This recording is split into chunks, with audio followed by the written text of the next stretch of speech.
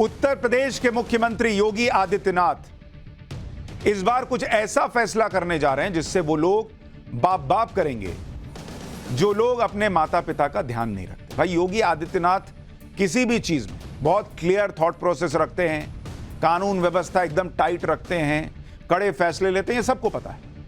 लेकिन आज जो योगी फैसला ले रहे हैं या लेने जा रहे हैं उससे वो इतना कमाने वाले हैं कि आपको यकीन नहीं होगा, और उस कमाई के बारे में बताऊंगा। सीएम योगी का हंटर अब ऐसे लोगों पर चलेगा जो माता पिता की प्रॉपर्टी पर तो हक जमाते हैं लेकिन उन्हीं माता पिता को बेघर करने में हिचकते हैं। सीएम योगी अब ऐसा सख्त कानून लाने जा रहे हैं जिससे अब यूपी में कोई भी अपने माता पिता को बुढ़ापे में बेसहारा छोड़ने की बेदर्दी नहीं दिखा पाएगा। आप सोच रहे हैं ऐसा उत्तर प्रदेश में करने जा रहे हैं योगी आदित्यनाथ, जबकि भारत वो देश है जहां माता पिता को भगवान से पहले माना जाता है। हमारे यहां माता पिता के लिए पूजनीय जैसे शब्दों का इस्तेमाल होता है, लेकिन एक सच्चाई यह भी है कि भारत में बहुत से बुजुर्ग माता पिता की स्थिति बहुत खराब है। भाई उनके बच्चे बुढ़ापे में आकर उनकी देखभाल करना बंद कर देते हैं, खाली प्रॉपर्टी से मतलब रह जाता है। बुढ़ापे में उनकी जिम्मेदारी तो उठाना दूर, उन्हें घर से बाहर तक निकाल देते हैं, ओल्ड एज होम में भेज देते हैं, वृद्धाश्रम भेज देते हैं। बहुत से बच्चे अपने माँ बाप से जब तक रिश्ता रखते हैं जब तक उनके पास पैसा, पेंशन या पुरानी संपत्ति, और जैसे ही ये संपत्ति मिल जाती है तो वो लोग अपने माता पिता को छोड़ देते हैं। लेकिन बॉस, यूपी में अब ऐसे लोगों की खैर नहीं है जो अपने माता पिता के साथ ऐसा गलत व्यवहार करते हैं, क्योंकि योगी आदित्यनाथ सरकार ऐसा सख्त कानून लाने जा रही है जिसमें माता पिता के साथ बुरा व्यवहार करने वाले बच्चों को उनकी संपत्ति से ही बेदखल किया जा सकता है।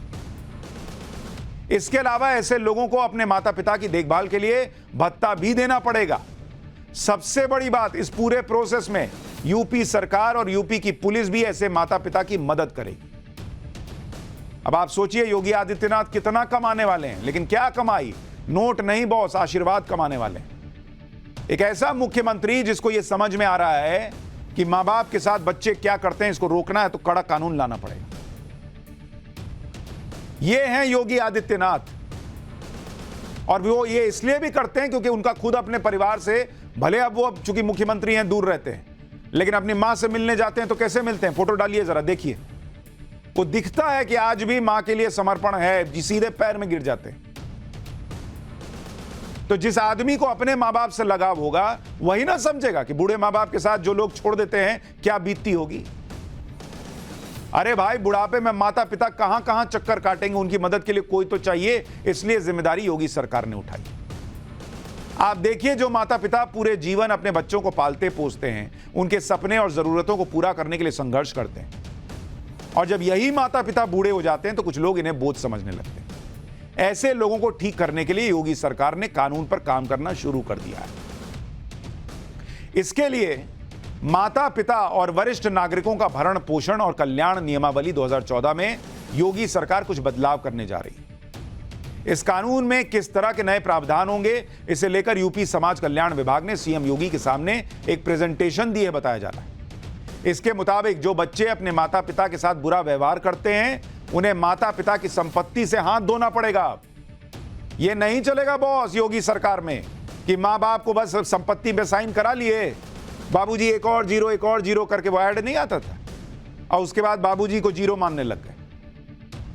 अब बच्चों को मामा और बाप बाप भी करना पड़ेगा। अगर माता पिता अपने बच्चों को संपत्ति सौंप चुके हैं तो उस संपत्ति की रजिस्ट्री कैंसिल करके उसका अधिकार लेकर फिर से माता पिता को सौंपा जाएगा। भाई कई बार माँ बाप प्यार में कर दिए, बाद में बच्चे का रूप पता चलता है कि अरे ये तो गजब ही निकला यार, ये तो हमको पूछ ही नहीं रहा है, लेकिन तब तक तो रजिस्ट्री हो जाती है। अब योगी सरकार ला रही है नियम कि रजिस्ट्री कैंसिल करो, माँ बाप को वापस दे देंगे। यानी जो बच्चे माँ बाप से अपने नाम वसीयत कराने के बाद उन्हें अकेला छोड़ देते हैं वो अब ऐसा नहीं कर पाएंगे। हालांकि ये सारे अधिकार केंद्र के कानून माता पिता और वरिष्ठ नागरिकों का भरण पोषण एवं कल्याण अधिनियम 2007 में दिए गए हैं, लेकिन योगी सरकार इस कानून को आसान तरीके से लागू करवाने पर अब काम कर रही है, जिसमें बुजुर्ग माता पिता अपने बच्चों को 30 दिन के अंदर अपनी संपत्ति से बेदखल भी कर सकते हैं। इसमें संबंधित विभाग की जिम्मेदारी तय की जाएगी, और सबसे बड़ी बात, इस पूरी प्रक्रिया में यूपी पुलिस भी बुजुर्ग मां बाप की मदद करेगी। अब तक माता पिता को अपने ही स्तर पर ये सारे काम करने पड़ते थे। इसमें एक जगह से दूसरी जगह चक्कर काटने पड़ते थे, लेकिन अब यूपी में ऐसा नहीं होगा। इस कानून के आने के बाद वो बच्चे संभल जाएंगे जो अपने माता पिता को बोझ समझते हैं और उनकी संपत्ति हथियाने के बाद साइड कर देते हैं। यह बड़ी बात इसलिए है क्योंकि उत्तर प्रदेश में यह फैसला जो योगी आदित्यनाथ लेने जा रहे हैं, वहां पर बड़ी आबादी बुजुर्गों की है। भाई आप उत्तर प्रदेश की आबादी सुनते हैं कि भाई 20 करोड़ 25 करोड़ के आसपास है, लेकिन उसमें बुजुर्ग कितने आपको पता है? यूपी में जो बुजुर्ग हैं उनकी संख्या आप देखिए, यूपी के अंदर करीब 2 करोड़ बुजुर्ग हैं उत्तर प्रदेश के अंदर, 2 करोड़।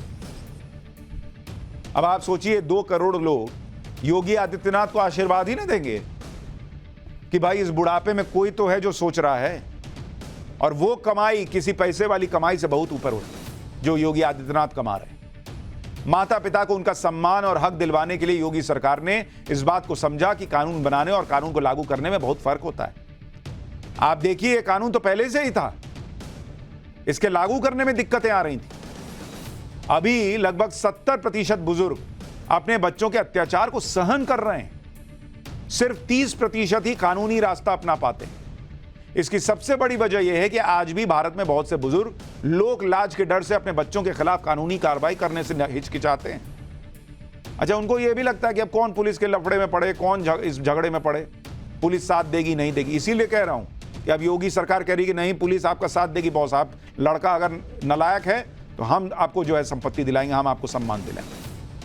माँ बाप को लगता है कि अगर वो अपने ही बच्चों के खिलाफ कानूनी कार्रवाई करेंगे तो परिवार का नाम खराब होगा। अरे बच्चा आपके साथ खराब कर दिया, क्या नाम छोड़ा?